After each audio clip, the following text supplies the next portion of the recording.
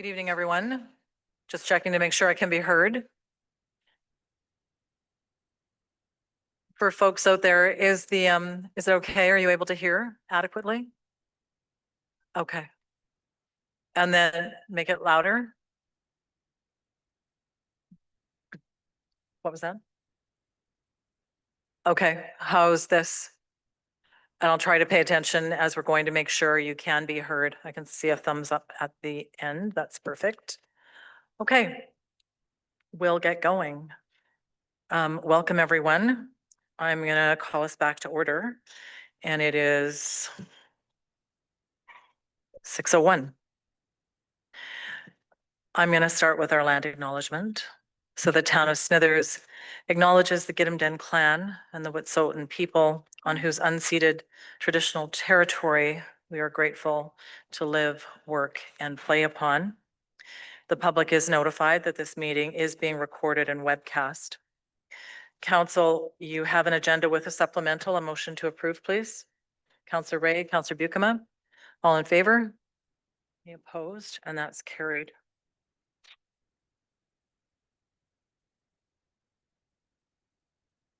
So for the folks that have joined us here today, first of all, thank you. And we are conducting this as a council meeting. So it is a special open council meeting. And the purpose, you know what the purpose is, because that's what brought you here. So I'm going to go through some opening comments and try to lay out how the evening's going to work. So bear with me, and then we'll get to delegations and your opportunity to speak. So first of all, I want to thank you for coming, for being ready to share your views on this issue and to hear the views of others.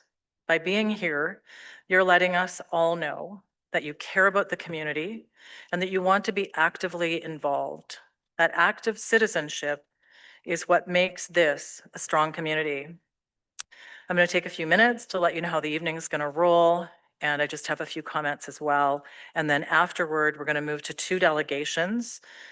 The first is representatives from the BV Harm Reduction Society and then from representatives of BC Housing. BC Housing will be joining us virtually, and you'll be able to see them on the screen. And after that, we're going to move to the public comment period. As part of my comments, I want to address how we got to this point, which is discussing a shelter downtown at the corner of 3rd Avenue and Queen. All of us in this room know about the issues we face of homelessness, those living with addictions and mental health issues. This is not new to Smithers. Really, it is not new in most communities. I know you want this to be a safe community for you, for your families, for your neighbors, and for the homeless and vulnerable too.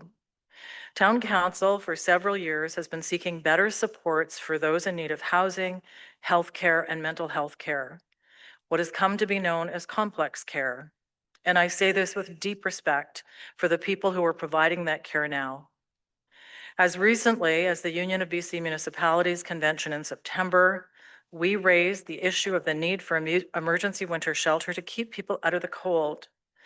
We were entering our 5th winter of people living in the encampment, what is officially known as the temporary overnight sheltering area. We met in this very space in March of 2023 to discuss options on where to locate the encampment, and we all know where it is. Council in the town of Smithers is working with BC Housing on a planned supportive housing and shelter that will be constructed on Alfred Avenue. At the same time, Council has lobbied for increased funding for enforcement, for full staffing at our Crown Council office. We want to ensure that our community is safe, that residents and business owners are safe, and that they receive the supports they need. We established a committee on community safety and well-being, and some of those members are in the room this evening. Recently, we allocated funding from our Northwest Resource Benefit Alliance agreement to put in place security at the encampment in downtown and to make changes to the encampment site to make it safer. And earlier this year, the nonprofit organization BV Harm Reduction Society initiated its plans to open a shelter in Smithers. As they worked to secure a location, they made application to BC Housing for funding. Once the building was secured, the funding was secured. The question raised, why wasn't there public consultation? The building in question is in our downtown C1A zone, which includes a permitted use rescue mission, which allows a building or a portion thereof that is used or intended to be used to provide to homeless individuals temporary accommodations, shelter, meals, devotional activities, or any combination thereof. The intended use fit the zoning, so no public consultation rather was required. However, it is absolutely clear, underscored by the letters we have received from you and the crowd here this evening, that public consultation was needed. The development of a shelter is of interest to all, to those who need the shelter, to all the agencies who provide support, and to residents and business owners, and to those of us at the town. I had a conversation with the Minister of State for Local Government and Rural Communities, Brittany Anderson, yesterday. Minister Anderson agrees that there is a need for local consultation. She let me know that she will work to ensure that shelter projects and developments like this one will in future be forwarded to local government, local mayors and council, so they are informed and can advise if there is local support. I also spoke to the BC Housing Minister, Christine Boyle, late last week, ensuring she is up to date on what is happening in Smithers and what is still needed for supports here. We've been asked about the timeline, so here's some of it. This past summer, our fire and bylaw department was made aware that a group was looking at starting up a winter shelter in our community, and they helped the proponent explore various sites. At UBCM in September, council continued advocacy that our community needs greater support and more resources, including shelter space. In mid-October, on the 15th, staff were made aware that there may be a building permit application to repurpose the building that housed fabrications to a homeless shelter. On October 20th, staff met to discuss what matters need to be considered for a building permit application, including use and occupancy. On October 27th, staff met with the proponent to discuss what was being proposed for the site. On November 4th, the building permit application was received. Several aspects of the application changed from the first meeting to the submission, as all parties clarified intentions and restrictions within the building and fire code. On November 7th, along with our CAO, I met with the representatives of BV Harm Reduction Society at their site. On November 14th, the occupancy permit was issued for a 10-person shelter. The current occupancy allows for a total of 10 in the building. Right now, that means 8 people plus 2 staff, and we'll hear from BV Harm Reduction that they are working on some clarity with that with BC Housing. While council did ask BV Harm Reduction to delay occupancy until after this meeting, there was no legal reason to deny occupancy, and BV Harm Reduction opted to open this past weekend. So what's the plan now? Will the future Alfred Avenue supportive housing shelters still be built? Yes. Will this new shelter still be needed when the Alfred Avenue project is built? The Alfred Avenue building is expected to accommodate all that are in need. That means the temporary shelter should not be needed. Also, this current shelter on 3rd Avenue has funding to operate for 5 months. That's the end of March. And when the Alfred Avenue housing / shelter opens, we expect that we will be able to close the encampment, as unhoused people will have access to supportive housing and shelter.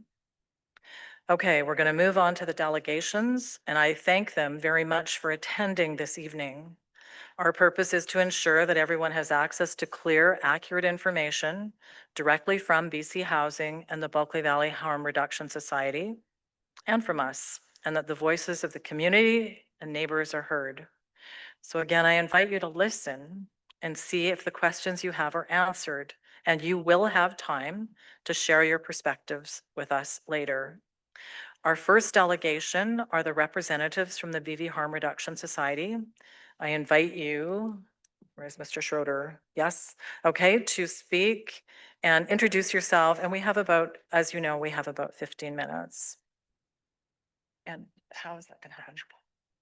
Sorry, it's the mic. Where do we want them? Just hang tough a second, Billy. I think council is going to make way so people can see you. So we're going to do this a little bit on the fly, and I'm going to invite the delegation folks. You can bring that mic. There'll be a second one here. We're just going to invite you to sit at the table.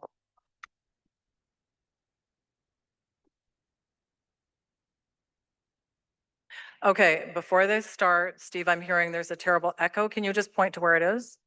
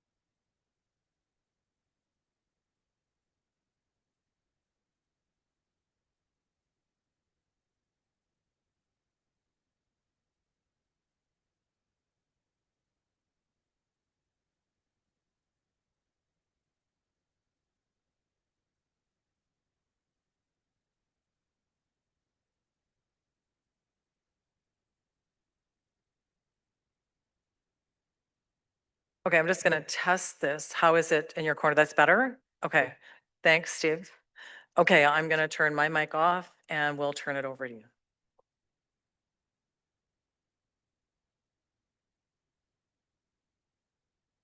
There it is. Hello. Okay. Hello, everybody. My name is Billy Kennedy. I'm program manager for the temporary winter shelter run by Bulkley Valley Harm Reduction. And my name is Noah. I am one of the directors of Bulkley Valley Harm Reduction, and I've been helping to put together the temporary winter shelter project. My name is JF. I am facility coordinator and helping out with odds and ends on the project. Okay, so the past few weeks has been a bit of a whirlwind.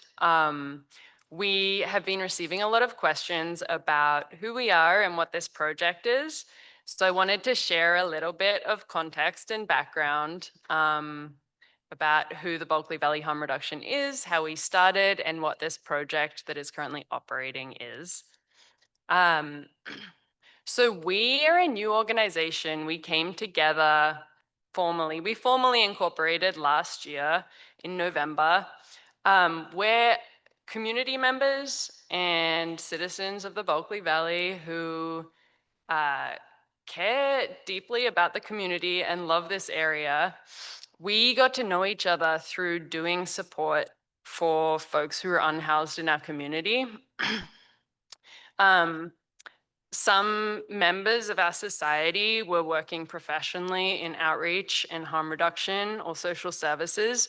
Some people in our society were working other jobs and doing informal support for folks at the encampment regularly, which is how we got to know each other. And one of the things that brought us together was we started bringing meals outside of service hours when meals weren't available by already established services in town. And coordinating donation drives. And we got to know each other that way. And we thought that by formally incorporating, we could start to bring more structure to the work that we were already doing to support folks in our community.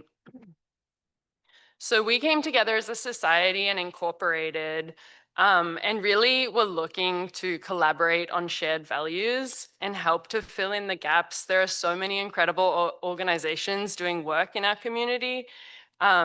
And we wanted to do what we could to fill in the gaps of services that currently exist.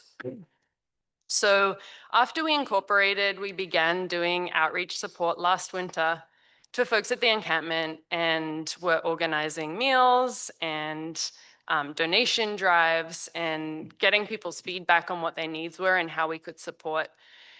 And that was a pretty hard winter. It was pretty tough for us to sit with seeing the effects that the extreme cold had on people that we got to know and really care about. A lot of cold-related injuries, a lot of people struggling with mental health that was worsened by the environmental conditions. So we came together in March, and personally, I'd been working in, at the time I was working for Positive Living North, and so I had heard through my work in the community that BC Housing funds sometimes emergency weather response programs, and this wasn't currently operational in this capacity in Smithers. And so we reached out to BC Housing and said, if we were to provide staffing and operational oversight, what would the process be like for running something like this? And I believe that was in April. And we started having conversations with Erin over at BC Housing about what program might be best suited for this. And temporary winter shelter was brought up. And so we began having early tentative conversations with certain town staff, and we reached out to other service providers in our community to say that we were interested in applying for an RFPQ, which is a sort of pre-qualification to be certified as a shelter operator and receive funds from BC Housing. So we put in our application in early summer, I believe. We put in our application in the summer, and then during the qualification process, there were a lot of moving pieces. We were looking around town for suitable sites if this were to get approved, but everything was very hypothetical at that point. And we received qualification in October, and shortly thereafter, in mid-October, we received confirmation that funding would be allocated to this area, so we were eligible to operate a temporary winter shelter. So at the time, the only building that was suitable for this purpose, suitably zoned and available for lease, was the old fabrications building at 3892 3rd Avenue. So we secured a lease, continued talking to everyone that we'd been in discussion with over the summer, and said, we have confirmation of funding, it's a green light, and we came together as a team to jump through all the necessary parts of the process to get the shelter up and operational. And as I guess you can tell, it was a very tight time frame.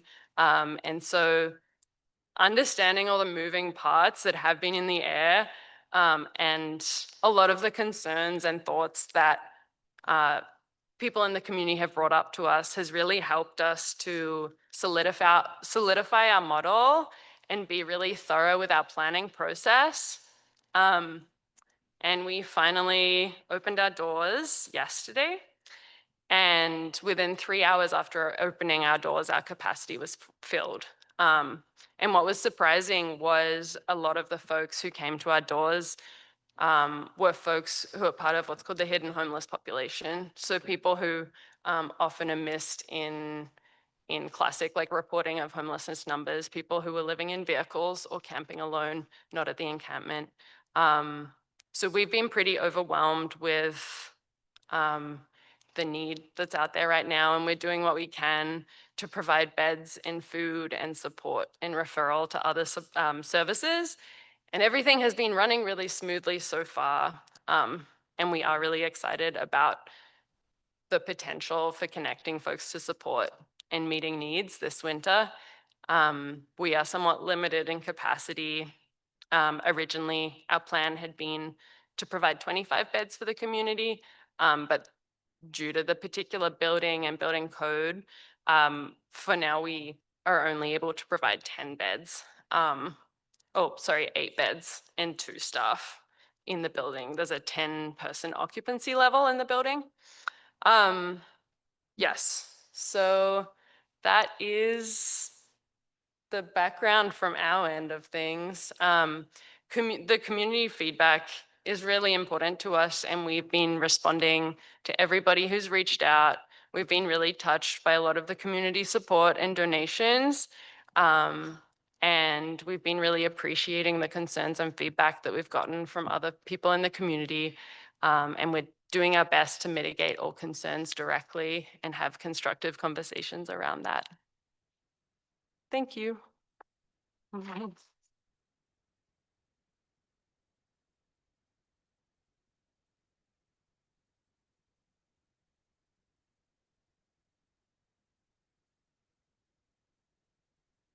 Thanks, Billy. I just have one question, and that is if you don't mind just saying how big, we had just talked about Board of Directors on the society, a little bit about the society. You mentioned it came into play about a year ago, and if you represent the entire society, or how many people are in the society, if you're able? Sure. Our society is we have 3 directors right now, myself, Stephanie, and Aoife. And we have, I think right now, we are currently onboarding staff, but we have about 15 staff. We don't have a formal membership beyond our directors at this point, but that is something we would like to explore as a way to have more engagement within the society. But that obviously isn't something we've gotten around to yet because we are so new. Yeah. Thank you, appreciate it. And we will just go to our second delegation, who is representatives of BC Housing that are joining us virtually. And hopefully we can hear them. The Great. next round. Thank you. Can you hear me, Madam Mayor? Yes. Yes, we can.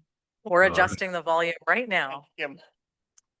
Okay, thank you. I think that's been adjusted, and I invite you to introduce your team and go ahead with your presentation.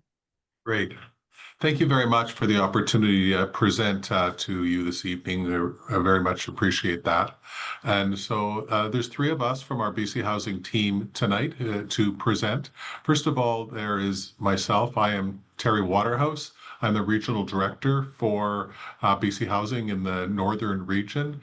I also have Erin Tull, who is a nonprofit portfolio manager with BC Housing, and she's responsible for the Smithers area, broader than Smithers, but includes Smithers, and she is our key liaison with the nonprofit organizations within Smithers. And the third individual is Daisy Stapleton, who's with us as well. She's a program specialist from our home office, and she works on homelessness programs across the province. And each of us will say a few words to try to provide some context for you. I thought it would be helpful to start with the territory acknowledgement as well, because we at BC Housing acknowledge with gratitude that the services we are discussing today will be delivered on the unceded traditional territory of the Wet'suwet'en people. We're very honored to be able to work with them and on their traditional lands. At BC Housing, we provide a variety of types of housing solutions. So to set things off here, we thought we'd just talk a little bit about what those types of programs are. We have a number of different funding programs that run this continuum right from the one side there, the far left side, on addressing homelessness, which is what we're talking about today. We have outreach teams in most provinces, our own outreach teams, but also we work with outreach teams of the nonprofit partners and municipalities to ensure that we understand the situation, the needs of homeless people on the ground. And we have created what's called a coordinated access program, so the outreach teams who have information about individuals needing housing can be placed within the resources in a community. So first of all, we start with homelessness outreach. We have coordinated access into, first of all, shelters as the entry point into that housing continuum. And then the housing continuum continues along to provide housing with various forms of support services, into social housing where we subsidize the rent of individuals in public social housing, as well as we provide rental assistance within private markets, and we support the development of affordable rental housing, as well as support market rental, where individuals can live in rent geared to their income. So there's a variety of types of programs, but what we're talking about tonight is the entry point. How do we support people and communities to move people from homelessness into stable housing? And so from there, when we go on, we talk a little bit more specifically. I'm going to pass over to my colleague, Erin, to talk about the current facilities mix within Smithers and our future plans. Hi, thank you, Terry. So yes, my name is Erin. I'm the nonprofit portfolio manager. My office is located in Prince George. And so this slide here is an interactive map that we have on our BC Housing website. You can type in any community in the search bar and it'll bring up our properties. So here we wanted to point out that we currently have 22 units at Good Acre Place for supportive housing. 2 units are transformed into emergency shelter beds, 3 in each room to give us a total of 6 shelter beds there. And then underway, we have our 37 units with Zelkant Housing Society. That is through the Indigenous Housing Fund, and we're looking at opening that in January of 2026. This map is updated quarterly on our website, and right now it's not showing Alfred Avenue, but just 1 block over from Good Acre Place is where Alfred Avenue will be. That will have 40 supportive housing units and 20 shelter beds. And I'm going to move this over to Daisy to speak about the emergency shelter program. Thank you, Erin. Hello, everyone. My name is Daisy. Under BC Housing's emergency shelter program, we have 3 shelter models. We have year-round shelter, temporary shelter, and the extreme weather response. I'm going to focus on the temporary winter shelter piece, which is the font color is purple highlighted for you to see. Because we are here talking about the temporary winter shelter in your town, we wanted to highlight that in the winter time, typically we will fund for either overnight operation of 12 hours or up to 24 hours. In this case, you have the 24-hour operations, which is great that folks don't have to leave the building in the morning. Generally speaking, in the shelter programs, we would support what we call essential services, that is shelter stays, hygienes, meals. If there is resources available, we also fund what we call gateway services. What this means is that caseworkers can connect with folks staying at shelters to work on other aspects, including the potential of finding appropriate housing or applying for pension forms, fill out pension forms, or other means. Generally speaking, for temporary winter shelter, we're looking at each year reviewing the availability of site, the availability of funding. So the agreement or the contract we can enter into every year. So every year we're looking into the availability, and then accordingly we'll enter into an agreement. Slide, please, Erin. The winter season for us generally is from October 1 until April 30th. During this time frame, some shelters might be opened in October or a little bit later. Some of the shelters will also maybe closing at end of March or end of April. The typical funding is for staffing, for cleaning, for food, and for hygiene. However, the capital cost, such as a large renovation of this temporary space, is not included. And overall, funding availability for temporary shelter is limited, and each season we'll have to review that accordingly.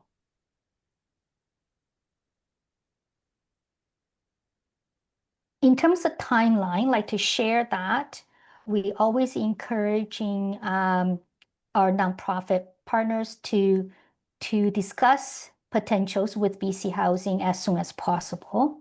We hope that the nonprofits and other partners can connect with BC Housing at least by end of May to let us know of your progress, let us know of if you find a site, if you have a provider, if you have working on permit of the space.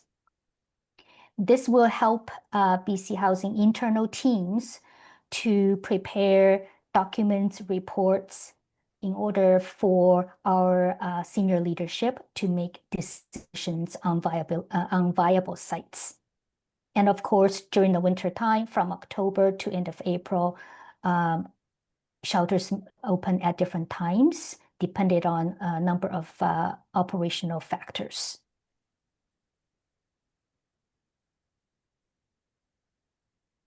So here we have the service standards for this specific Bulkley Valley Harm Reduction Temp Winter Shelter site. BC Housing enters into operating agreements with all of our providers for all of our projects, and they range, they're quite lengthy and involved, but here are some of the items that we wanted to point out that will be the responsibility of Bulkley Valley Harm Reduction Society. So operating from November 16th up to March 31st with funding for up to 10 beds. They will have funding for two trained staff on site 24 hours a day, 7 days a week, and provide 2 nutritious meals per day, plus personal hygiene items. They will also have a secure storage area for clients' belongings, as well as harm reduction supplies. This staff will aid in obtaining appropriate housing, including referrals and assistance for completing housing applications, collaborate with outreach workers in the community to support clients in obtaining housing through BC Housing's coordinated access and assessment table. And they will help clients with referrals to services and resources, including medical, mental health, alcohol and drug treatment, employment services, life skills, training, and cultural supports. And then Terry, I'll let you close. Great. Yes, and in closing then, to wrap it up, there are 3 types of stakeholders that are involved in bringing temporary winter shelters on board. First of all, the starting point, as we've discussed, is the nonprofit organization is required to bring proposals forward to BC Housing, including confirmed sites and what their estimated budget will be. At the same time, the nonprofit operator is required to work with the municipality to secure all necessary operational permits and authorities for operation of the temporary winter shelter. And then the role that we play is that we review the proposal viability. We negotiate the budgets, determine what are fundable and allowed expenses with those providers, and confirm that funding is available. And we also have all the providers in a community go through a rigorous request for pre-qualification process. So every provider that is contracted with us has not only submitted a proposal that's been accepted, but they also pre-qualified as meeting our criteria as an operator. And then, as Aaron said, once all that is put in place, it's formalized with an operating agreement with outlines what those service standards are. And then throughout the season, while the facility is operational, our staff will liaise with the stakeholders, with both the municipality and the nonprofit as required. And Aaron's team provides oversight with the organization to ensure that our service standards are being met through the duration of operations. And so that wraps up our presentation. Again, I'd just like to thank you very much for the time to present this evening. Thank you. Thank you.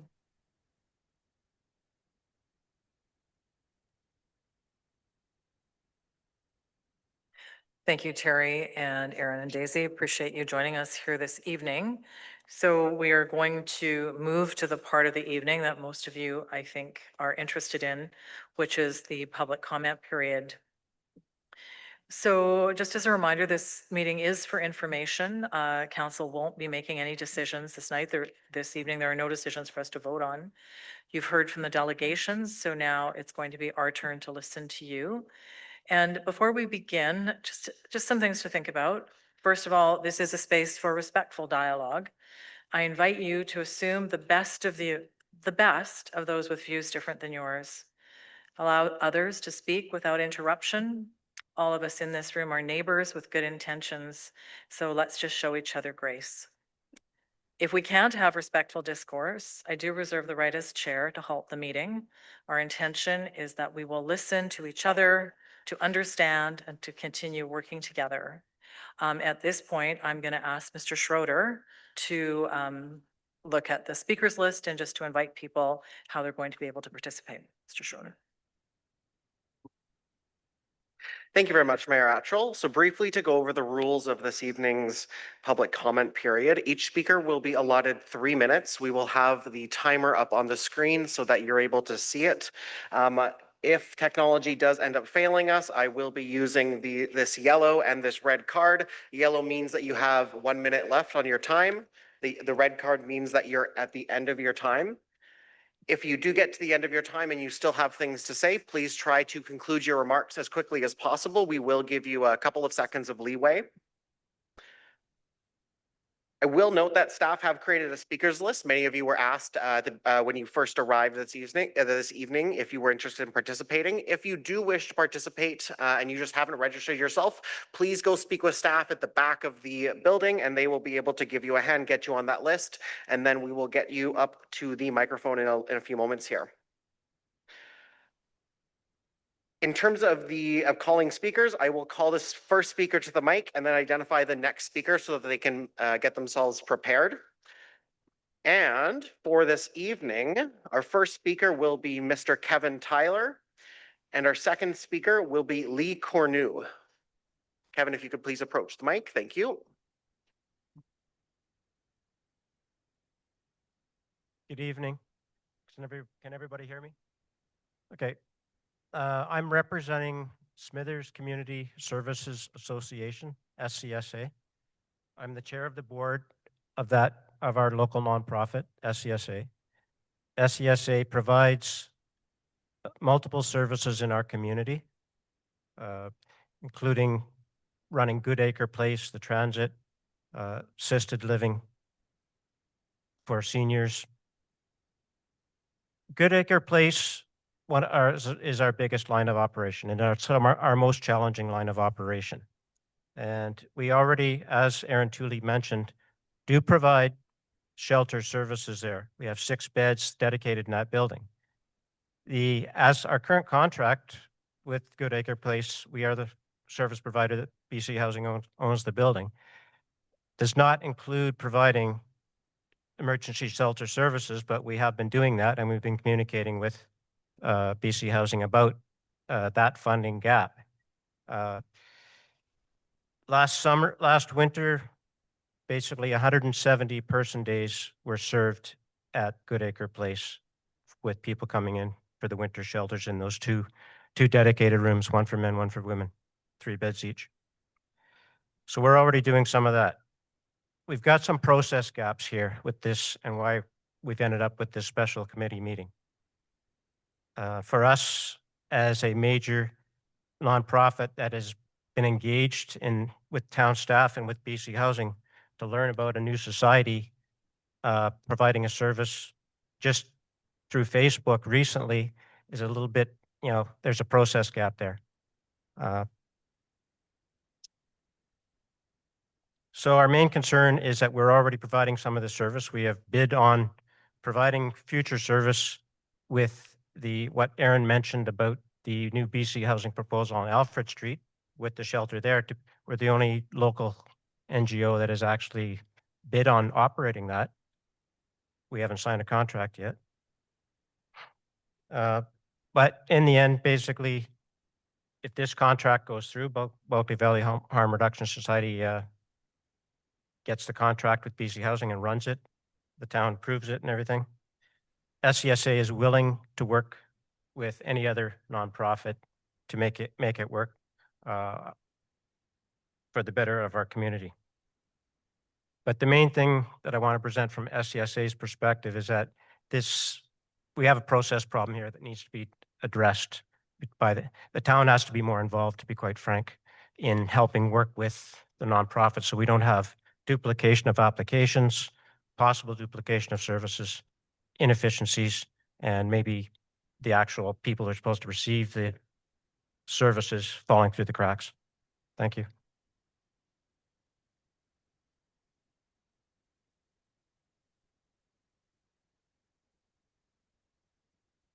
The next speaker is Lee Cornu with the speaker is Lee Cornu with the next speaker being Scott Olesiuk. Hi, my name is Lee Corneau. I live in Smithers. First, let me say thank you to everyone involved in the decision to make this warming shelter a reality. It is not an exaggeration to say that this building will save lives. Thank you for choosing to save lives. Thank you. It's been over a year since the death of Kirsten Patrick.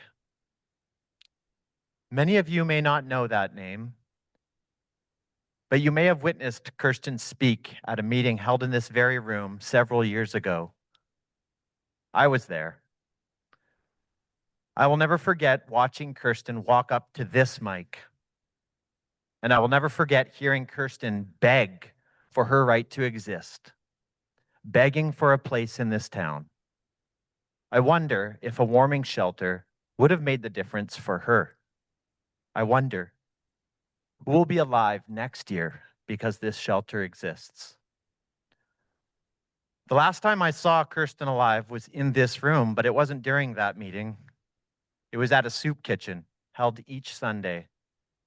We would chat about our kids and how old they were. Over the past few years, we have gotten to know many names and faces at Soup Kitchen. 2 weeks ago, Kirsten's uncle played with our kids right over there while we served soup for him and his friends. The people who use these services are amazing people. They deserve dignity, warmth, compassion, and love. When you show love to them, you show love to God. I challenge you to consider the people who will use the warming shelter as your neighbors and to perhaps ask yourself how you might want to be treated if you found yourself living outside in the winter. I consider myself a follower of Jesus, so I'll take a moment to address those in the room who do as well. For those of you who are Christians and oppose this warming shelter, I urge you to turn to the minor prophets, to the Gospels, and to the Acts, where you find the overwhelming message that our call is to care for the poor and the downtrodden. BV Harm Reduction Society, whether Christian or not, is answering the call of Christ to love our neighbors as ourselves. That chalkboard right over there says today's soup. It says hamburger or chicken, broccoli cheddar or veggie chowder, life or death. What's today's soup going to be? Thank you.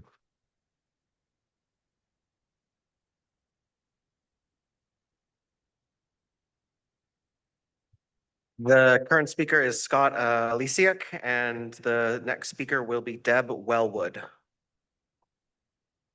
Good evening. Thank you, everybody, for being here. I also love my neighbors, all of them. I've sat on numerous committees in this town, Salvation Army Community Council for years, seeing a lot of these faces. For me, I'm not against a shelter. For me, I'm interested in location. And for me, it seems like during COVID, we moved ATCO trailers in place to take care of our people, homeless or not, and we moved them across from the town hall out from North Hatlow. Is that an option? BC Housing has moved to this location quickly. I think to keep people close to the resources like Salvation Army and other services, why not keep them down by the encampment? I'm also a director on the Chamber of Commerce. I have been a business owner for 25 years in this community. People choose to come to Smithers. People choose Main Street because it's unique in the Northwest. There's nothing else like it. We've been in meetings for years and years over the different things that affect our Main Street. I think this is something that needs to be considered for the best of the homeless, the encampment that's there. There's an empty lot beside Salvation Army. There's an empty lot across from the town that's parking. People might have to walk a little further, but there's an opportunity to put this shelter right beside the encampment. And that is the best for those people, not to be moving 8-10 blocks to another warming hut, depending on the temperature. I just don't get it. And in defense of the business community, we've raised millions of dollars in this community to support different outreaches and different families, and it's based on a strong business community. Without a strong business community and Main Street and that draw from all over the north, we have something special. I think that's why there's a big group of neighbors here, and it's not because we don't want people taken care of. We try to help them in our businesses on a daily basis. But if we're not strong and things that we can choose to do for our business community, there's so many different things that are going on in business that we don't have choice. But BC Housing has chosen the wrong location. We want a better location for those people and for our business community because our Main Street's important.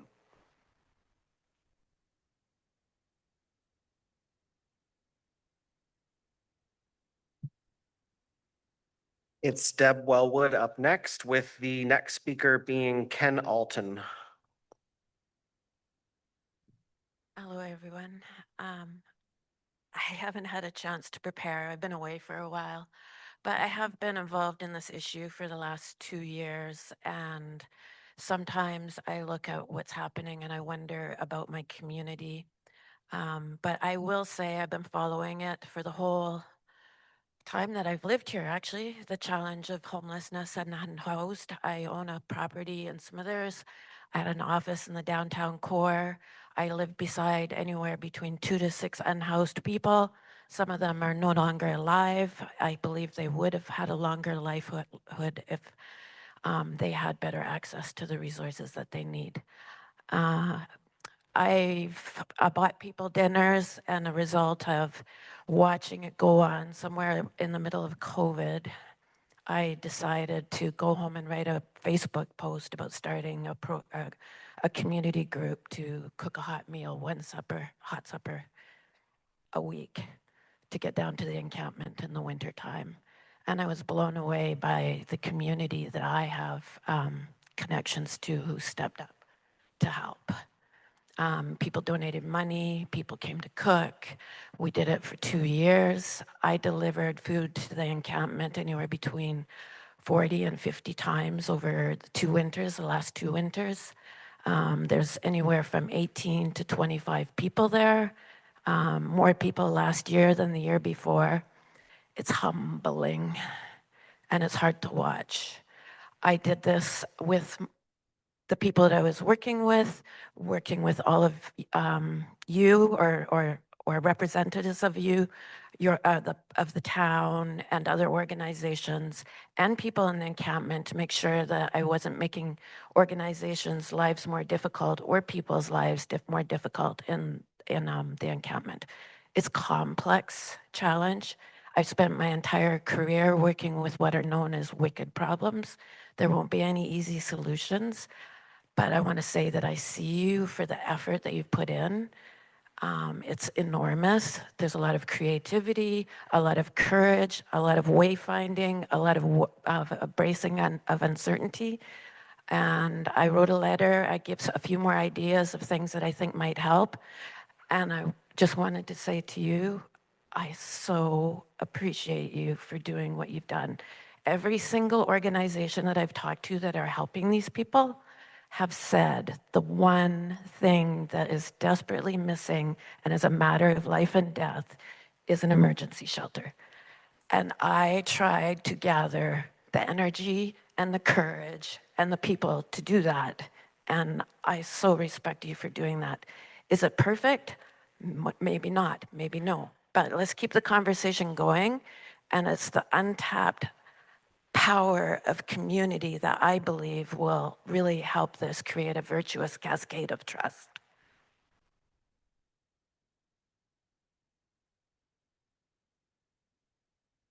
The current speaker is Ken Alton with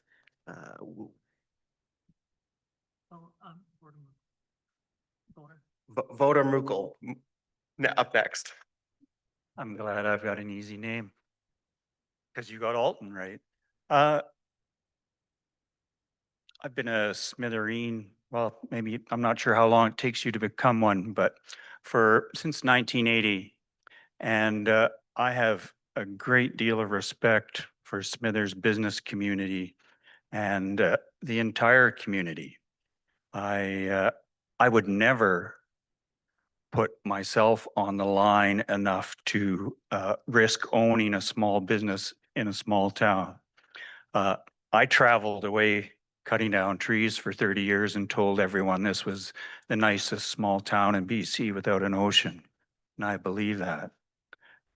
I've also been involved in soup kitchens. I've been involved in addiction. I've been involved in recovery. There are good questions about process. You'll probably hear some more detailed ones later. There's some great questions about location. There is no perfect location because we're trying to solve a problem, not achieve perfection. Drug use, alcohol use, injection drug use, I would venture to say takes place in every block of the residential areas of Smithers, not just the business areas.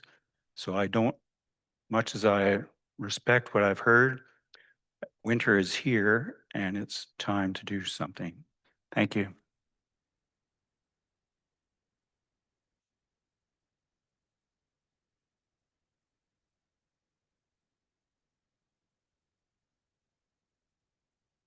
Current speaker is Voda. I'll help you out. Voda Morkel. Thank you. And the next speaker after that will be Dale Bully. I want to speak briefly on a few things. I have several concerns. First of all, to these guys over here, I think they're doing a good job. I think they know that there's a need and they're trying to fill it as good as they can. I'm a GP in this town and we built the building across from them. We're their closest neighbor. I feel like we were not consulted at all. I will tell you a little bit of my experience through the consultation process. I first called them. I think there was a problem with the phone line. I think that's now been resolved, but I didn't get an answer. I then wrote them an email. Later that same day, I hadn't heard anything, so I walked over and I introduced myself. And I really want them to prove to me that there's going to be no harm to our community in doing this good work that they're trying to do. But the reality is that we need a warming shelter, but this is going to be a low barrier shelter. The first day I walked in there, they explained to me that they're planning to pop up a safe inhalation tent on the property. And I was gobsmacked to hear that because 3rd Avenue is an artery that connects 2 schools. There are kids walking through there every day. And it didn't make sense to me that people could consider putting a tent up where our kids walk, where people are going to be smoking drugs. It doesn't make any sense. Although I know they're trying to do good work, I don't think that's the spot for it. And I don't think the process has been transparent. I think if it was, we wouldn't be here tonight. So I think there are some shortcomings, and I look over to these guys, and I know they're doing it out of love, and they're giving their time and their effort. But you know, 2 years ago we had an issue at our house where we had a drug dealer living across the road from us. My son came out of the ditch with a crack pipe.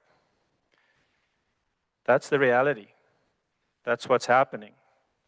And I don't think a warm place to do drugs should supersede our kids' right to safety.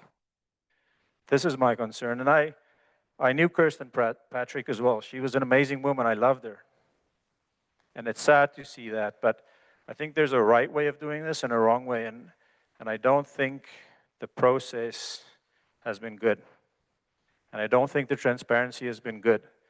And I think there's been no discussion about potential harms. And there's been no discussion on how to mitigate those. My time's up, but I had to come up and say this. Thank you for listening.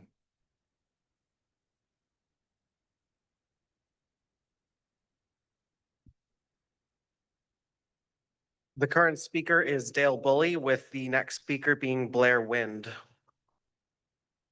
Hello, I'm Dale Bully.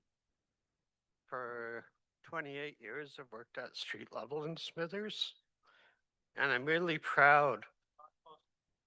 That we have a shelter in place now. But I think it was 3 days ago, we almost had someone freeze to death at the encampment. And that shouldn't be happening in Smithers.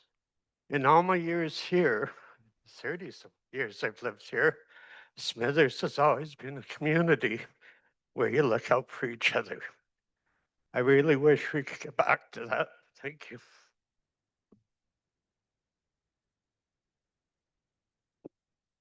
The current speaker is Blair Wind, with Kristen Daly up next.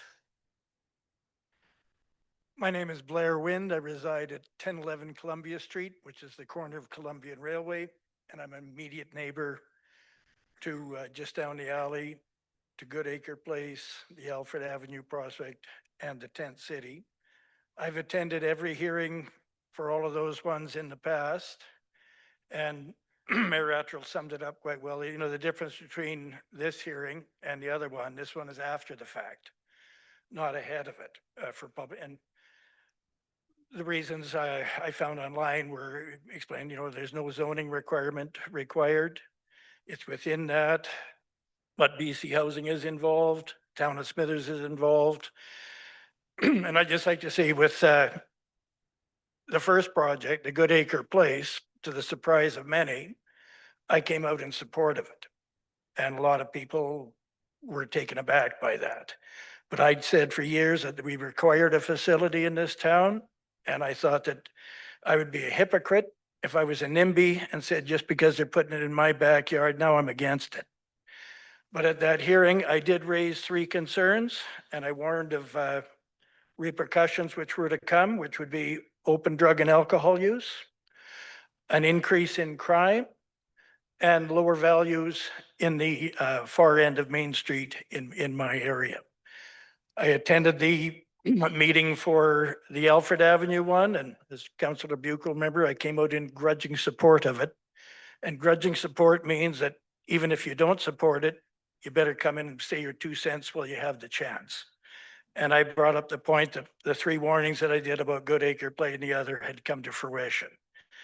I do not support the tent city, but at the same time, I like to think myself a compassionate person, and I don't think anybody in this room wants to see anyone freeze to death or suffer undue harm.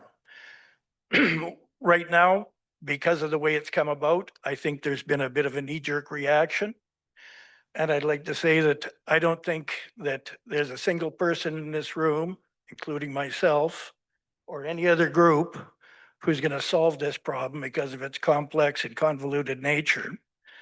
There needs to be more discussion. I think it should have been a little bit more open at the beginning, and you wouldn't see the public backlash we're experiencing right now. But no one wants to see anybody freeze to death, whether it's in our community or walking across a border. And the problem is getting worse. The problem which I brought up and several others did at the one for the Alfred Avenue was the concentration.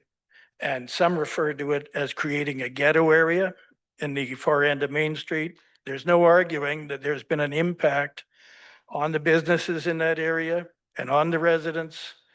At the Alfred Avenue one, I spoke how I had 3 break-ins in 48 hours, and I was the talk of the detachment. I've had my say. I won't, I'll respect the red card. It's not the first one I ever got, but, and, yeah, I'm glad that people have come out, and as someone who lives in the immediate vicinity, I have a vested interest and a stake in it, but I'm not for it and I'm not against it. I'm just here to see that the best possible outcome is achieved.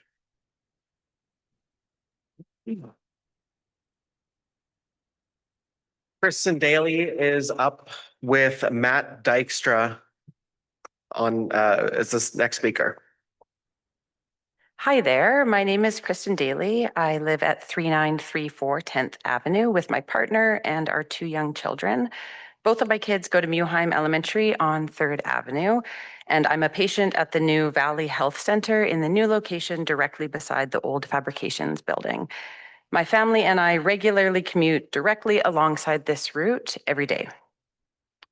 I have personally had the privilege of getting to know many of the unhoused community members in this town. I feel incredibly thankful for the deep relationships that I have with those individuals. So much of the opposition for this initiative that I've seen online and in conversations has been based off of misinformation. I'd like to specifically comment about our MLA, Sharon Hartwell's letter published on conservativebc.ca on November 10th. As an elected official with a large influence in our community, I expect Sharon to be educated in topics and ensure that she has accurate information before publishing opinions. This temporary winter shelter is not a safe supply site, as she stated, but claiming that is largely created panic amongst many residents, and that's what I kept hearing again and again before this meeting. Overall, I just would like to express my deep appreciation to the BV Harm Reduction Society for doing the hard work to ensure safety for our most vulnerable community members, and I would like to publicly express my support for this project. Thank you very much.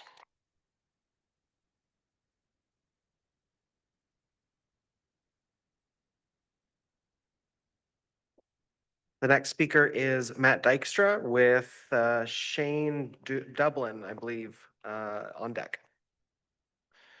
Yes, thank you and good evening. My name is Matt Dykstra, physician in Smithers. I wanted to speak, I suppose, in opposition to this project, respectfully. I appreciated the gentleman 2 commenters ago just clarifying that even if a person like myself was not in support of a shelter that is being proposed here, doesn't mean that I want people to freeze to death, doesn't mean that I don't love, Ms. Patrick, who passed away a year or 2 ago. Those sorts of labels, I think, are unhelpful. I don't support the warming shelter. As a tenant to the building that's right next door to the shelter, I have concerns about the safety of myself and my staff.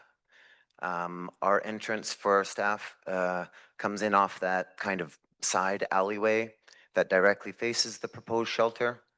And I'm concerned particularly in the early mornings when my female staff members open up our shop that they'll be approached for money or accosted perhaps for their valuables. I hope that's not to be, and I hope my prediction is wrong, but this is my concern. Also break-ins, for example, to the property where I house confidential patient records, laptops, computers, money, break-ins to cars, these sorts of concerns I have as a tenant. I feel bad for my landlord who's invested $3 million in a beautiful building, and that building probably isn't worth $1 million today. I lament that. I'm also not in support of a shelter like this because of its open drug use concept. I fully support shelters that would allow a hot meal, shower, warm bed, these sorts of dignifying services. But as soon as a shelter allows 24 hours, the folks can come and go as they please. They can do drug use in the open if they please. This is not loving. This is not helping them. It's just continuing to facilitate their addiction. And I don't believe that's a loving posture. I certainly don't believe that's what Jesus intended when he said, love your neighbor as yourself. Lastly, I'll comment about, as a physician, I just wanted to say that there's not a unanimous opinion in the medical world about so-called harm reduction approach to drug use. So I might be in the minority here, but I just see harm reduction, I'll use that in quotation marks, as a giant failure. It started in the 80s downtown Vancouver, where they'd give out clean needles and say, hey, we're helping people because we're decreasing Hep C and HIV spread, and then safe injection sites. And now we're basically just giving people drugs in a better tent, thinking that we're loving them. I don't believe that's love, and it's not good medicine. Thank you very much.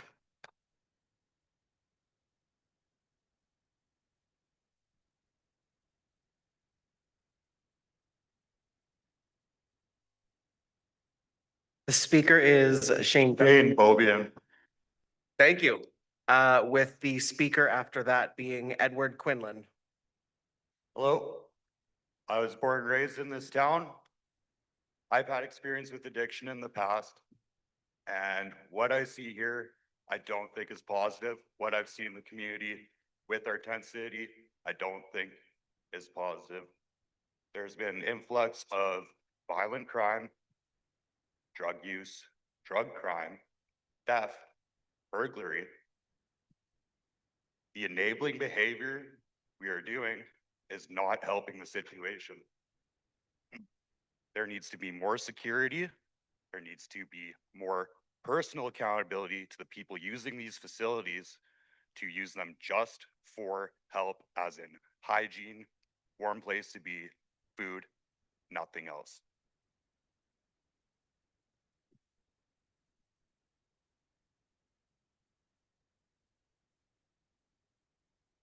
This speaker is Edward Quinlan, with the next speaker being Scott Marco. Excuse me. My name is Edward. I'm a resident of technically RDBNA. Hello, everybody behind me. I don't actually have anything prepared to say. I feel woefully unprepared and out of my element right now. But all that I do want to say is this is an issue that is way larger than just the municipality. And I think that there's a need to do something municipally that is going to address the issues that we're having. And there needs to be a greater degree of pressure placed on provincial governance to actually serve their mandate and do what is necessary at a broader scale. And I think that what I have had to say just now is in no way, shape, or form to negate the previous speaker or any speaker prior who has spoken out against this one site. And I think that it's just important to balance between the two mandates of a municipality and that of the province. So that's all that I really wanted to say. And if there is a need for more security and whatnot, I think that's also something that should absolutely be provided. The one thing that I just remembered, thankfully, there are people who still die in their homes. And the biggest difference that we're largely focusing on in this room right now is the status of housing that an individual has. And what I'm hearing from a lot of people is if an individual is to pass away in their home, it's a tragedy. If an individual, if an individual is to pass away in the street from exposure, that's a perfectly acceptable ramification of that person's challenges with regards to substance issues, which are largely informed by basically their capacity to handle stress, which is largely governed by their life experiences. And I think that that's why this is such a bigger issue than just, is the person housed or not? And do we turn a blind eye when it's individuals in our community and in our workplaces and in our places of worship where they are housed and they do use, but we turn a blind eye because they're keeping it together well enough, largely through the privilege that they've had in their lives. And so I just want to basically say that we're spending a lot of time to negotiate and discuss the dignity of a human life because of the conditions that they're in. And to simply chalk up housing insecurity to a person's challenges with substance addiction, or misuse is a terribly reductive error that has underpinned everything that has happened with regards to addiction for the past 40 years plus. Mental health supports aren't there, the money isn't being put into it, and at a certain point we have to say, let's change something. So, thank you.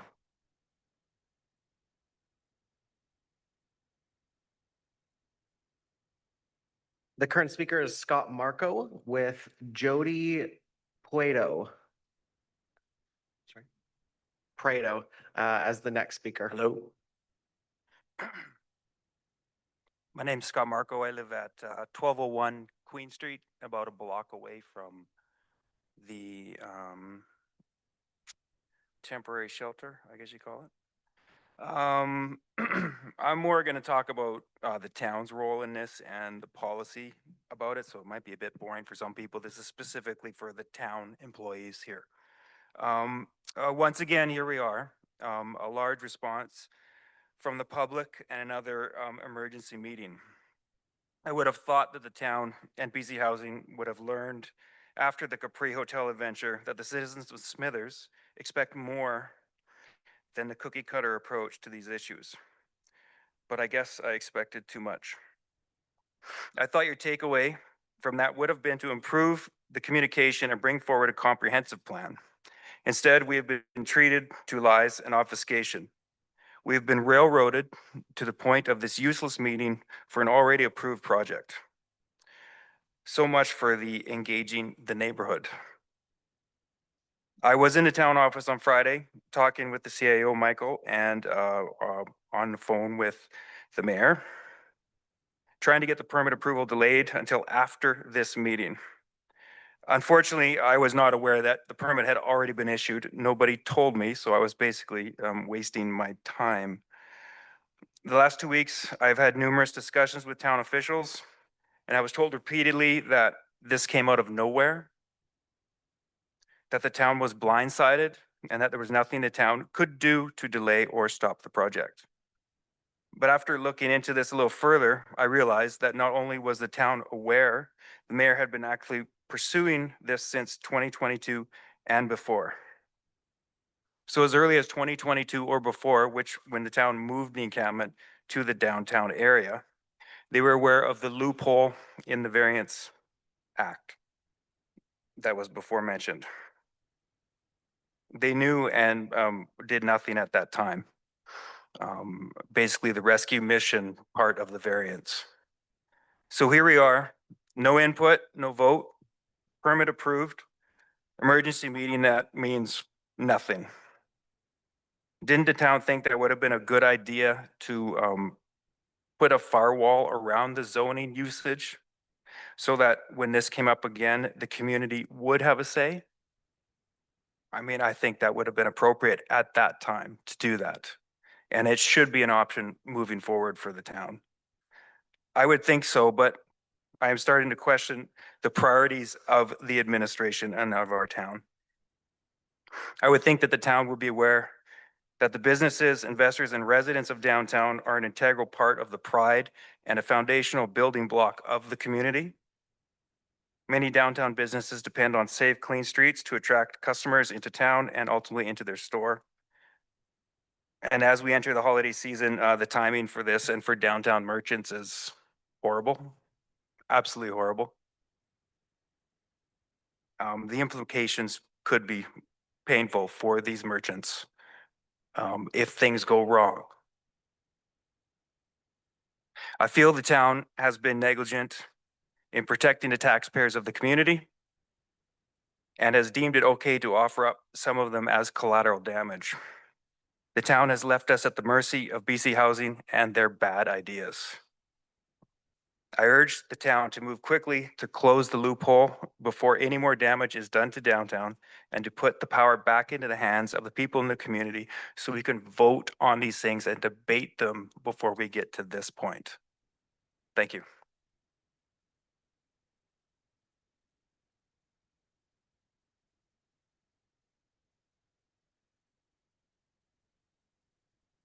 The current speaker is Jody Prado with Deb Lowe up next. Hi there. I'm Jody Prado. I'm one of the family doctors in this community, and I am not usually one to speak up in a public way, but I heard about this meeting tonight, and I just wanted to thank the organization that saw the need and realized the importance of opening a winter temporary shelter. This is a temporary shelter. I can hear there is a lot of concern from the community members as to the location of this center, and I don't really know how to speak to that except to say there is no question that this is an absolutely necessary temporary shelter for this winter that is here right now. I work in the emergency department. I see time and time again, you know, members of our community who have been dealt really unfortunate cards in their life. And as a result, they are unable to have safe housing. It leads to, you know, so many negative health outcomes. It is very difficult to have patients come into the department, be able to treat very temporarily their ailment of that night, and then have to discharge them into temperatures of -20, -30, and just calling Goodacre, calling the shelters that are, you know, full and unable to take these people. So they end up staying in the emerge, and they're filling up space that, you know, ideally there would be other options, and this shelter is answering that need. 10 beds is not enough. I just also want to say I hear all of the other concerns in this community from other members, and I don't know what the right answer is, except that I fully support this project. And this is a temporary thing that is only until March. And perhaps we can all learn from this experience, and perhaps next year, when we are going to be in exactly the same situation, the process can be done differently. Thank you.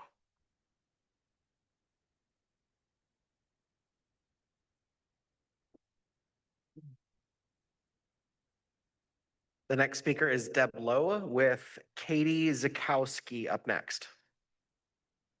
Hi, I'm Deborah Lowe. I'm a nurse practitioner. I have an office in the same block as where the shelter is going to be, and I also live on 3rd. I also work at the Addictions Clinic, which is at the end of Main Street, so close to the encampment.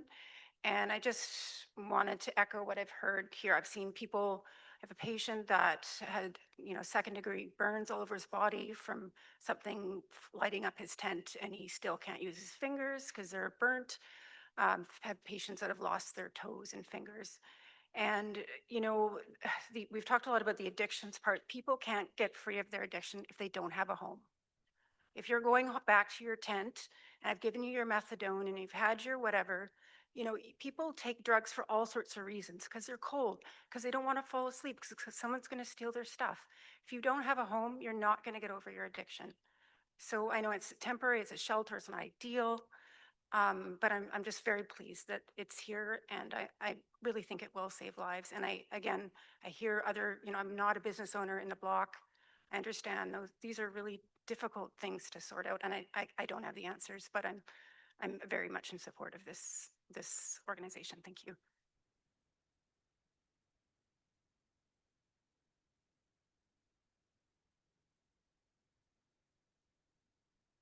The next speaker will be Katie Zakowski with Kazda Thomas on deck.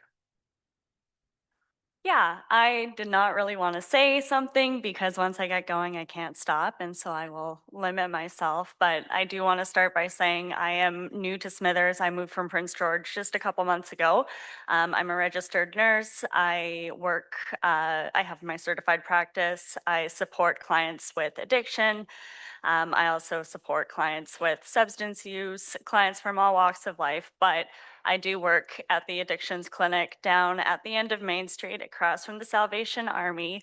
Um, Coming from Prince George, where I've worked at the Needle Exchange, which is next to the other OPS, both of these are considered supervised consumption sites, so where people are actively using generally unregulated substances.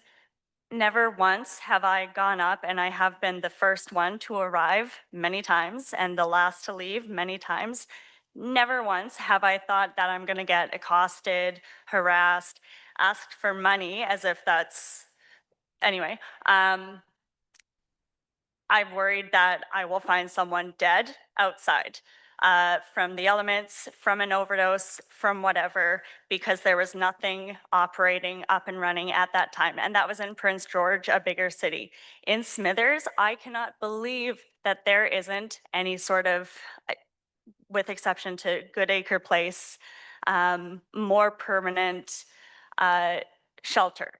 And while this isn't what we're all here to talk about, it's not a permanent shelter, it's an emergency shelter. It is very much needed. I'm so grateful to be coming to Smithers and being able to support people and to see this get up and running. And the work that the Bulkley Valley Harm Reduction organization is doing is phenomenal.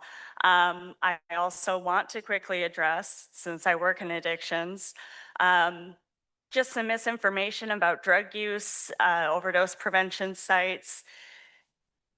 People are using drugs everywhere. It's not like people, it doesn't, no. From what I've gotten to know from speaking with the people that are running Bulkley Valley Harm Reduction, it's not an overdose prevention site in the traditional sense. Yes, they're going to have, hopefully, a smoke tent so that if people overdose, they will get support immediately. They will not die. They will not sustain life-threatening and altering injuries. It's not that people are going to start using drugs when they haven't used it before. It's just what is going to be in place with the shelter is going to, as everyone else has said, save lives. And that is ultimately my point. Thank you.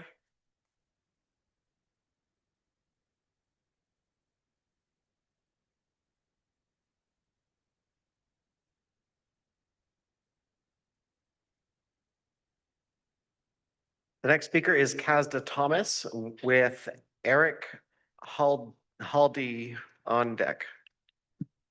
All right. Hey, everyone. Thanks for convening the meeting. My name is Kazda Thomas. I live at 3996 Broadway Avenue, which is about 2 to 3 blocks from this location. I also own the rental property directly across the street from the site. My kids go to Muheim. This is their route to school every day. My kids are constantly walking downtown to their activities or to their school. And apologies if I'm repeating things. I just screamed in from my kids' soccer or hockey tournament game, whatever, practice. First, I just want to say that I really consider myself lucky to be somebody who has had the life that I've had, that has never had to confront the trauma or the mental health situation that might have turned me towards substance abuse or landed me in a position where I'm unhoused. So I consider that luck, not my choices. I think also I would acknowledge that the town has been trying to find a solution to this for years and years and years. This is not easy, and I know that, and I understand that there's a lot of concern in the community as well. But this has been an issue that we've been trying to solve for a really long time. I'm listening to who I feel are the experts, and I hear the experts saying that this is what is needed. It's tough. We are asking our leaders to find solutions, and we're never going to find the perfect solution. And when solutions arrive, sometimes I see us attacking when we ought to be working together to to make it work. What I also hear experts saying is that shelter is something that's important to happen prior to people being able to get off of whatever substance that they are on. Shelter and housing first. And if we're creating barriers to those rights, then it's going to be very difficult for those people to do what they need to do. And honestly, I just really want to urge compassion to everybody. I feel like we have a responsibility to our community members, to everybody in the community. And there's never going to be a perfect solution. So I just want to say that I really appreciate everybody in this community who works so hard to try and help folks who have been through a lot of trauma. I'm not one of those people. I don't work in this field, and I'm grateful for the people who do and for the people who are trying to find solutions. So as somebody who lives nearby and my kids are all around that place, I do support having a warm place for people to live or be sheltered.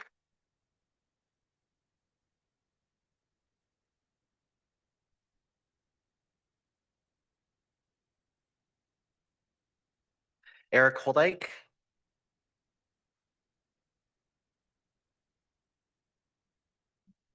I might be a little more negative than everyone else who's been keeping it very positive for the most part, but I'm a little choked about. I just want to echo Kristen Daly's comments on this. I'm really quite so. First off, I'm from out of town, so I'm a left-leaning guy. I'm generally in support of the warming shelter, but I live way out of town. I understand businesses and people have had a hard time with the tent encampment. But it's a really, really tough problem. And clearly everyone's been working really hard and people have suffered a lot of negative effects, including obviously the people that live in the camp who are unhoused. But yeah, the reason I'm actually up here is I think it's incredibly irresponsible of our local representative to Sharon Hartwell to write an incredibly inflammatory press release and basically throw these earnest people in front of a bit of a lynch mob, to be honest. I know there's a lot of legitimate concerns, like we should be talking about Scott Marco's point about how these things get approved, what the consultation is. We should be having a robust discussion about, what safety measures are in place. But unfortunately, the first way I heard about this was because Sharon wrote an press release on the Conservative website that says this is a reckless experiment. Temporary warming shelters, after 20 minutes of research on the BC Housing website and reading old press releases, these have been approved in communities all over BC 11,710 times. Like, this has been going on since 2017 at least. I don't understand Sharon's grasp of experiment. It's also clearly locally driven. No one in Victoria forced this down our throat. Sure, I think there's a lot of great questions about the consultation process. Also, I think we still haven't, we've got the safe supply issue and talking about drug use being kind of permitted, and it sure sounds like drugs are being handed out in Sharon's press release. So these kind of inflammatory statements are just not helpful for a really hard problem. And I'm just incredibly upset about that. And on top of that, she posted this letter from Dr. Morkel and some other folks. And the letter has her press release has a bunch of quotes that apparently Eric, come. I'm just going to jump in. It's time. Yes. I'm sorry, but we've been holding people to time. So. Yes. Yeah. Anyways, it just, Thank you for doing your hard work, and I'm sorry that there's been such a backlash.